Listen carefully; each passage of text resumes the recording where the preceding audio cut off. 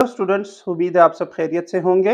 अल्लाह मियां हमेशा आप लोग को खैरियत से रखे। आज हम क्लास 10th में वेरिएशन में एक्सरसाइज 3.2 के कुछ क्वेश्चंस को सॉल्व करेंगे।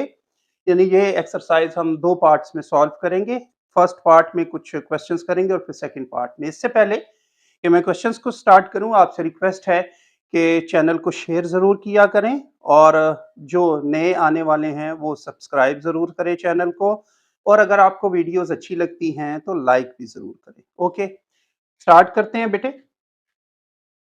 3.2 एक्सरसाइज में वेरिएशन में हम क्वेश्चंस तमाम के तमाम, यानी ये तमाम एक्सरसाइज जो है ये प्रोपोर्शंस और रेशोज में ये कंटिन्यूड प्रोपोर्शन के ऊपर है। यानी कंटिन्यूड प्रोपोर्शन क्या होता है?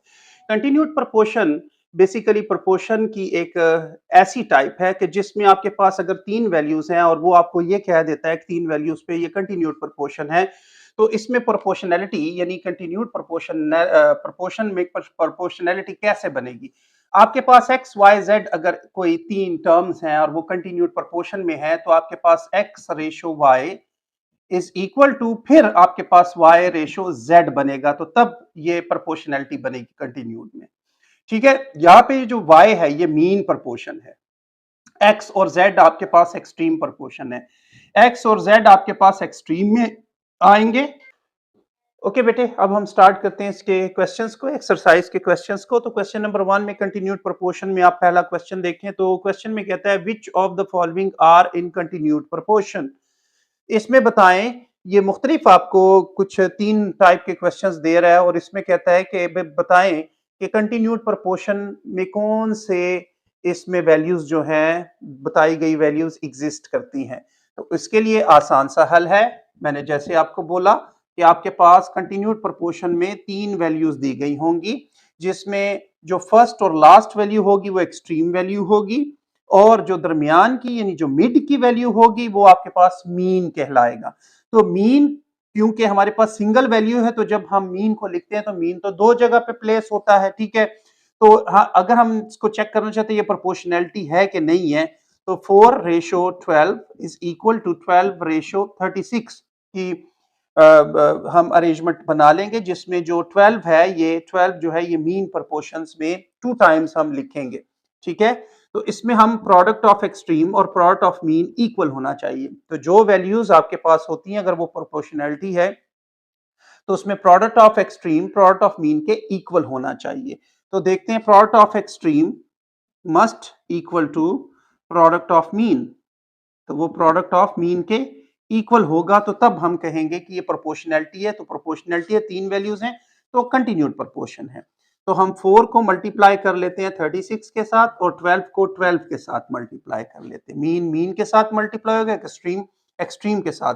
तो 36 को जब हम 4 से मल्टीप्लाई करते हैं तो 144, 12 को 12 से मल्टीप्लाई करेंगे तो 144, यानी लेफ्ट और राइट इक्वल आ रहे हैं, इक्वल अमाउंट में है।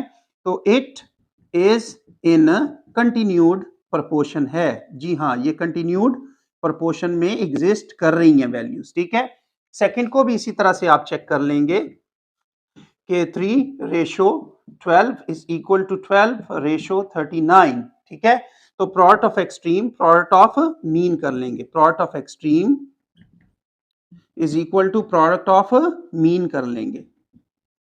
ठीक है, तो यहां पे देखें कि 3 मल्टीप्लाई होगा 39 के साथ और 12 मल्टीप्लाई होगा 12 के साथ। ठीक है, तो 39 को हम 3 से मल्टीप्लाई कर लेंगे 107 और 12 को 12 से तो 144, which is not equal to, ये तो आपस में इक्वल नहीं है, तो नॉट इन कंटिन्यूड प्रोपोर्शन, तो ये कंटिन्यूड प्रोपोर्शन में नहीं है। ठीक है, इसी तरह से ये जो थर्ड पार्ट है ये आप डू इट खुद कर लें, देखें कि ये प्रोपोर्शनैलिटी बनता है कि नहीं।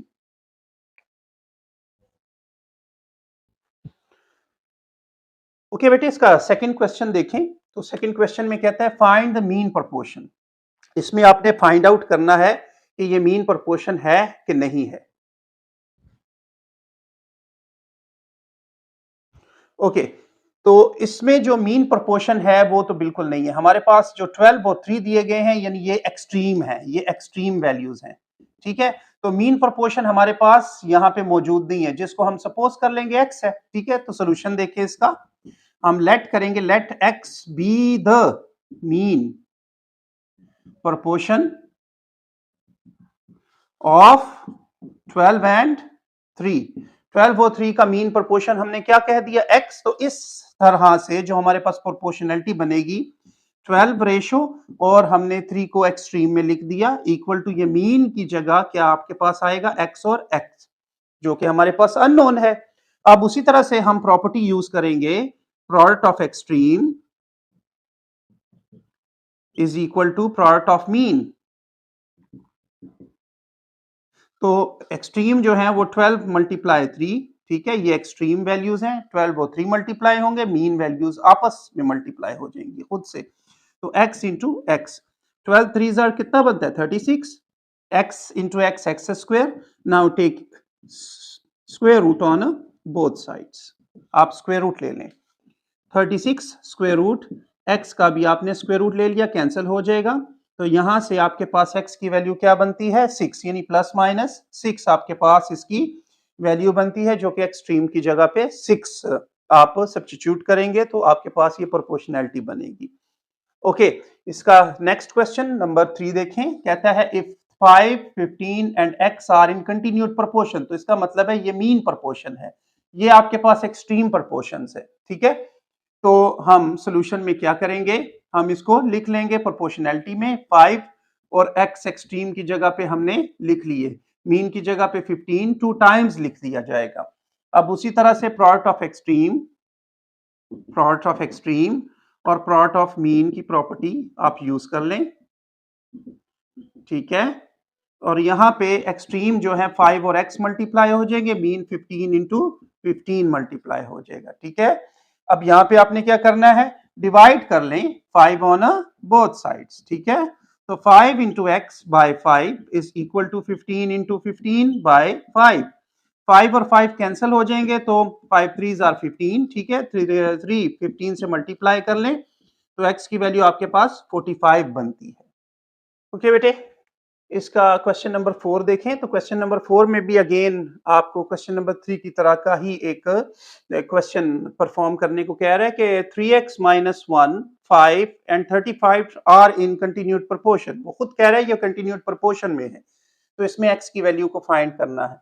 तो आप उसी तरह से सोल्यूशन में इसको पहले प्रोपोर्शनैलिटी में लिखें कि 3x माइनस 1 एक्सट्रीम और 35 एक्सट्रीम की जगह पे है, मीन की जगह पे आपने यहाँ पे मीन की जगह पे आपके पास 5 एंड 5 प्रोड्यूस होगा, ठीक है, क्योंकि ये कंटिन्यूड प्रोपोर्शन में है।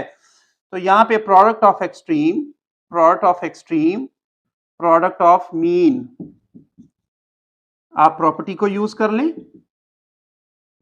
ओके, तो 3x मल्टीप्लाई होगा, 3x माइनस 1 मल्टीप्लाई होगा 35 के साथ एंड 5 मल्टीप्लाई इंटू 5। आप ऐसे कर लें कि 35 को आप डिवाइड कर लें, 35 डिवाइड कर लें बोथ साइड्स। तो 35 और 35 डिवाइड होने के बाद 3x minus 1 5 into 5 divided by 35 cancel हो जाएगा। तो 3x minus 1 is equal to 5 cancel कर लें 35 के साथ 7 पे, तो 5/7 का फ्रैक्शन आपको मिल जाता है। 1 को दूसरी तरफ शिफ्ट कर लें ताकि आप x की वैल्यू को फाइंड आउट कर सकें। तो 1 दूसरी तरफ प्लस 1 बनाएगा, इन दोनों का एलसीएम कर लेना है, 5/7 और 1/1 कर लें, ठीक है। तो 3x इज इक्वल टू 7 और 1 का एलसीएम 7 बन जाएगा। 7 को 7 पे डिवाइड कर लें 1 को 5 से मल्टीप्लाई कर लेंगे 5, 1 को 7 पे डिवाइड कर लेंगे कोशेंट 7 आएगा, 7 1 से मल्टीप्लाई होगा तो 7, ठीक है। तो 3x इज इक्वल टू इससे बन जाएगा 12/7। नाउ डिवाइड कर लें 3 ऑन बोथ साइड्स आप, तो 3x bye 3 and 12/7 into 1/3 divide कर लिया, कैंसिल होगा 4 पे, कैंसिल हो जाएगा। तो इस तरह से x की वैल्यू आपके पास 4/7 का फ्रैक्शन बनाती है। नेक्स्ट क्वेश्चन को देखें, तो क्वेश्चन नंबर 5 में कहता है फाइंड द मीन प्रोपोर्शन। जैसे हमने इससे जो क्वेश्चन नंबर हमने 3 को परफॉर्म 2 को परफॉर्म किया था बेटे, उसी टाइप का क्वेश्चन है, लेकिन उसमें नंबर्स दिए गए थे, इसमें हमारे पास अलजेब्रिक एक्सप्रेशंस है। तो यहां पे हम क्या करेंगे, उसी तरह से आप लेट कर लेंगे, late x be the mean proportion of a square minus b square and a plus b divided by a minus b का मीन प्रोपोर्शन क्या बना, हमने x कह दिया, तो अब प्रोपोर्शनैलिटी में लिखेंगे इसको a square minus b square और a plus b by a minus b जो है ये एक्सट्रीम की जगह पे आएंगे, मीन की जगह खाली, उसकी जगह हमने कहा कि x आपने लेट किया है कि मीन प्रोपोर्शन है। अब product of extreme product of mean की प्रॉपर्टी यूज कर लें, product of mean is equal to product of extreme, ठीक है। अच्छा, यहां पे x मल्टीप्लाई x से होगा और a square minus b square multiply होगा a plus b by a minus b के साथ, x x into x square बनाएगा, a square minus b square को आप a प्लस बी और a माइनस बी के फैक्टर्स में लिख सकते हैं, ठीक है।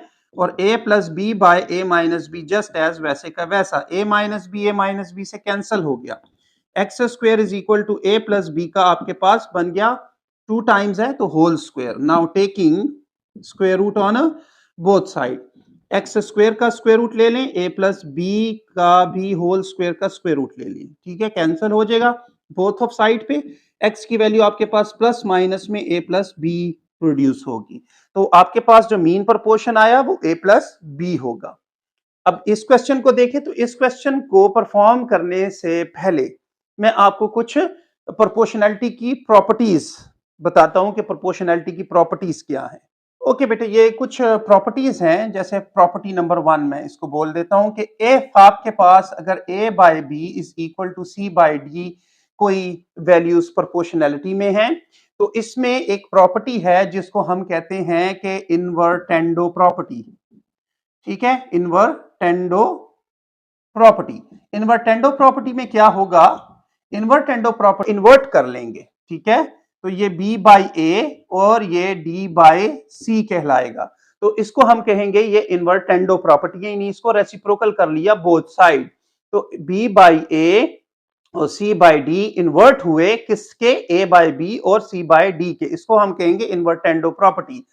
फिर नंबर 2 पे आप कह देंगे alternendo property, alternendo property, alternendo property में क्या होगा कि इफ आपके पास a बाय बी और c बाय डी कोई एक फ्रैक्शन है, ठीक है, प्रोपोर्शन है, प्रोपोर्शनैलिटी है, फ्रैक्शन में प्रोपोर्शनैलिटी है, तो इसमें ये जो मीन है b और c, क्योंकि हम इसको a ratio b is equal to c ratio d लिख सकते हैं, ये जो मीन है ये इंटरचेंज हो जाता है, तो a by c is equal to यहां पे b बाय डी आपके पास प्रोड्यूस होगा, तो इसको हम कहेंगे कि ये इनवर्टेंडो अल्टरनेंडो प्रॉपर्टी है।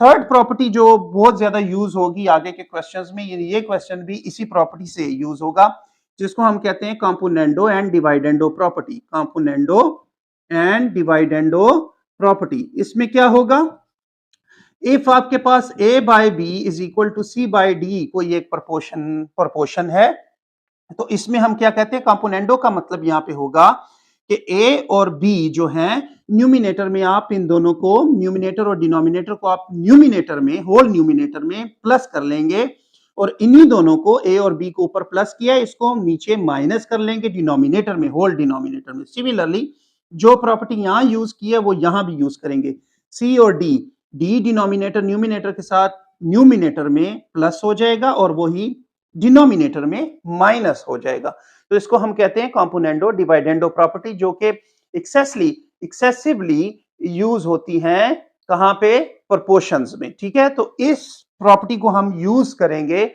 यहां पे, ठीक है। अब आप देखें कि कहता है क्वेश्चन आपसे if a by B is equal to c by D कोई प्रोपोर्शन है, तो आप इससे ये वैल्यू बना के दे दें, तो आप इसको कैसे बनाएंगे, सोल्यूशन में आप देखें तो आपके पास जो गिवन है a by b is equal to c by d एक प्रोपोर्शनैलिटी आपके पास गिवन है, अगर आप अपनी जो रिक्वायरमेंट है उसको देखें तो आपको a स्क्वायर और b स्क्वायर चाहिए, यानी a स्क्वायर और b स्क्वायर चाहिए, तो a और b जो है न्यूमिनेटर और डिनोमिनेटर में a न्यूमिनेटर में, डिनोमिनेटर में b, या आप कह लें कि a बाई बी को बोथ साइड पहले आप मल्टीप्लाई कर लें, ठीक है, तो मल्टीप्लाई कर लेते हैं a बाई बी को ऑन बोथ साइड्स, तो ए बाय बी और आपके पास जो सी बाय डी का प्रोपोर्शनैलिटी है, दोनों के साथ ए बाय बी आपने फर्स्ट ऑफ ऑल तो मल्टीप्लाई कर लिया, ठीक है। यहां पे आपको ए स्क्वायर बाय बी स्क्वायर की प्रॉपर्टी में मल्टीप्लीकेशन के बाद मिल जाएगी और ये आपको सी ए बाय बी डी आपको मिल जाएगा, ठीक है। सी ए बाय बी डी या ए सी बाय बी डी मिल जाएगा, ठीक है। अब आपने इस पे अपनी रिक्वायरमेंट के मुताबिक कंपोनेंडो डिवाइडेंडो प्रॉपर्टी जो आपको बताई है ये यूज कर लेंगे। तो आप लिखेंगे यूजिंग, कमांड दे दें उसको, using componendo and dividendo property. इस प्रॉपर्टी के तहत अब क्या होगा, जो आपके पास डिनोमिनेटर व न्यूमिनेटर के साथ होल डिनोमिनेटर में ऐड हो जाएगा और वही नीचे आप माइनस में लिख लेंगे। कंपोनेंडो का मतलब है न्यूमिनेटर में आपने डिनोमिनेटर को प्लस करके लिखा, डिवाइडेंडो का मतलब है आपने इसको माइनस करके लिखा, is equal to AC plus BD both side एक जैसा आपने प्रॉपर्टी यूज कर लेनी है। AC के साथ ये जो BD डिनोमिनेटर है ये ऊपर प्लस हो जाएगा और यही नीचे माइनस हो जाएगा। तो आप देख रहे हैं आपके पास रिक्वायर्ड रिजल्ट इसका बन रहा है।